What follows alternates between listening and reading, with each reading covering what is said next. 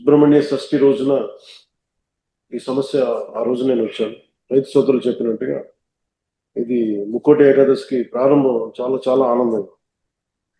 ఇది జరగడానికి మనం అనుకున్నప్పుడు అన్ని జరగాలంటే కుదరవు. కానీ ప్రత్యేకించి మీది 2 దశాబ్దాల ఆవేదన ఇది. దాదాపు 1,00,000 చెట్లు కూలిపోయాయి. ఈ తలలు బాగు చేసిన చెట్లు మన కేశవదాస్ పాలన చూసినప్పుడు మనం వచ్చినప్పుడు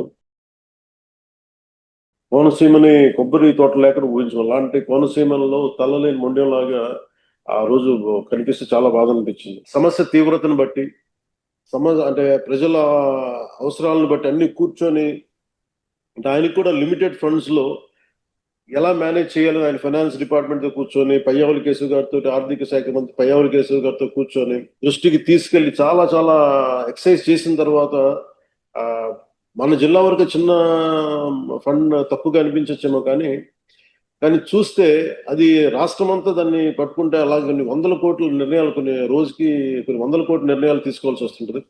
ఇలాంటి పరిస్థితుల్లో కోనసీమ రైతాంగానికి, కొబ్బరి తోటల్లో రైతాంగానికి ఆయన గౌరవ ముఖ్యమంత్రి గారు అండగా ఉన్నందుకు ఆ నారా చంద్రబాబు నాయుడు గారికి మనస్ఫూర్తిగా మరోమారు ధన్యవాదాలు తెలుపుకుంటా ఉన్నాం.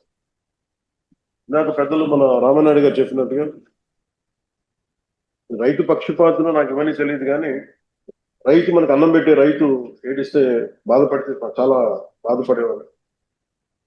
అది ఒక రోజున ఇలాంటి ముక్కోటి ఏకాదశి రోజున అనుకోండి, అది కూడా మనోహర్ గారు చెప్పారు, మన కౌలు రైతులు చనిపోతా ఉన్నారు, ఇట్లా ఉంది అనేది న్యూస్ చూపిస్తా ఉంటే మనం ఏదైనా చేయాలి అని అంటే ప్రభుత్వాల మీద ఒత్తిడి పెట్టగలం, ఆయన చేయగలం అని మాట్లాడుకున్నప్పుడు నాకు ఒకటే అనిపించింది, కనీసం ఈ భరోసా ఏదో ఒకసారి బతకడానికి మన ఇచ్చే డబ్బు ఎంత ఉంటుందని పక్కన పెడితేనే అలాగే ఒక్కొక్క రైతుకి చొప్పున కొన్ని దాదాపు ఆ ముందు నేను ఆ రోజు ఒక సినిమా సైన్ చేస్తున్నాను. ఆ రోజు ఆ సినిమాకి వచ్చిన అడ్వాన్స్ ని 5 కోట్ల రూపాయలు వెంటనే ఆ రైతుకి ప్రారంభించడం స్టార్ట్ చేశాను. రైతులకి అలా చాలా మంది దాతలు అందరూ కలిసి దాదాపు 3,000 మంది పైచీలకు రైతుల్ని ఆ రోజున ఆదుకున్నాం.